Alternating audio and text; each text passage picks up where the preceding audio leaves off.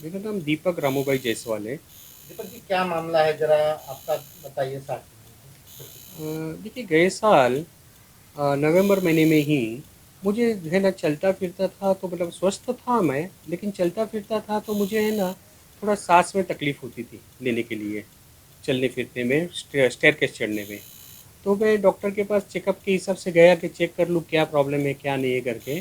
तो मैं डॉक्टर अमित शर्मा के पास गया, का क्या है वो, स्ट्रेस टेस्ट करने के लिए।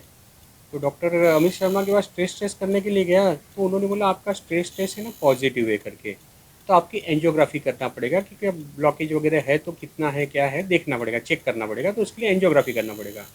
तो उन्होंने 29 नवंबर को 2019 को मुझे भारतीय आरोग्य निधि में बुलाया, जहाँ उन्होंने मेरी है ना एंजियोग्राफी की है दोपहर के वक्त पे 3 बजे के आसपास के टाइम पर उन्होंने एंजियोग्राफी की है।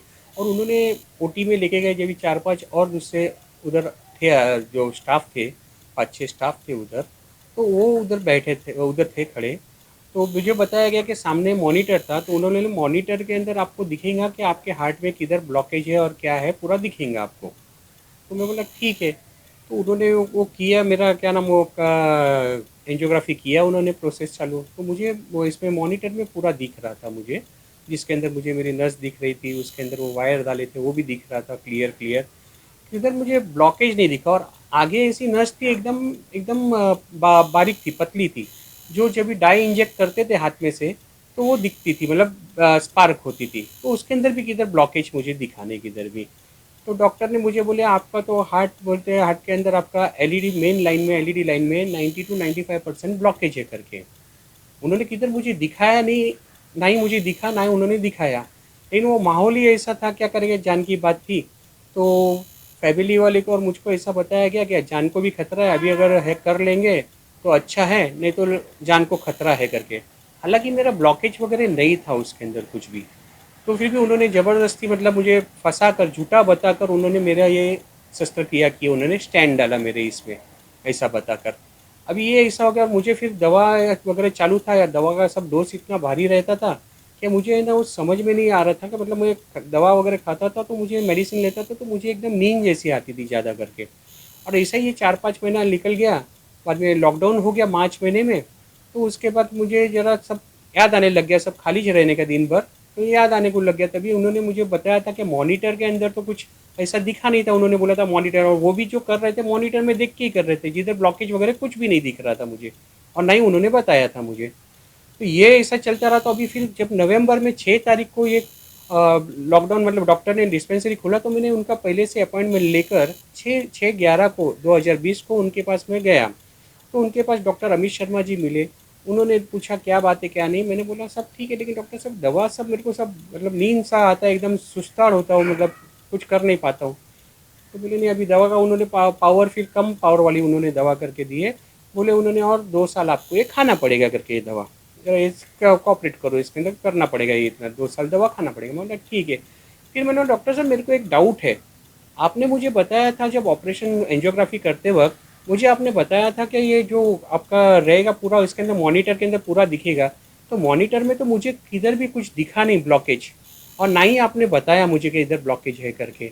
हाँ, आपने मुझे झूठा बोलकर तो ये कराया नहीं मेरा। तो डॉक्टर ने सीधा एकदम मुझे बोल दिया क्या, आई हैव फूल्ड यू, मतलब मैंने आपको फंसाया है, मैंने आपको। तो बोला डॉक्टर साहब आप ऐसा कैसा कर सकते हैं, मेरे एक शरीर के साथ आप कैसा खेल सकते हैं, किसी की जान के साथ आप झूठ बोल के कैसा आप शस्त्रक्रिया कर सकते हैं, मतलब स्टेट कैसे डाल सकते हैं, ऐसा क्यों किया आपने। तो माने नहीं उन्होंने। फिर सीधा पुलिस पे ये करके, पुलिस पे जाकर मेरे खिलाफ उन्होंने एनसी किया, और मैंने भी उनके खिलाफ, मतलब उनके खिलाफ मैंने भी एनसी किया। पुलिस में सब बताया हमने, ऐसा ऐसा हमारे साथ बरता हुआ।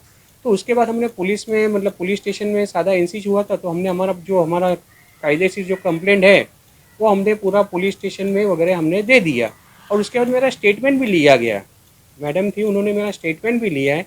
अब मैं देखता हूँ, देखना है मुझे अब कुछ कार्रवाई होती है या नहीं होती है। और मेरे को इसके लिए पूरे आगे मेडिकल काउंसिल में भी जाना पड़ेगा, तो मैं जाऊँगा, उधर भी मैं कंप्लेंट डालूँगा।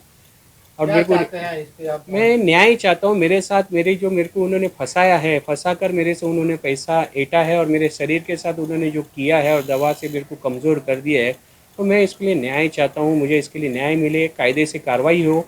और हमें तो फंसाया और कितने लोग को फंसाया होगा वो पता नहीं, और फंसाएगा पता नहीं है। तो ये न्याय चाहता हूँ मैं कि हमें न्याय मिले। अगर मुझे न्याय नहीं मिलेगा तो मुझे उनके क्लिनिक के सामने, डॉक्टर के क्लिनिक के सामने मुझे आंदोलन करना पड़ेगा बैठ कर।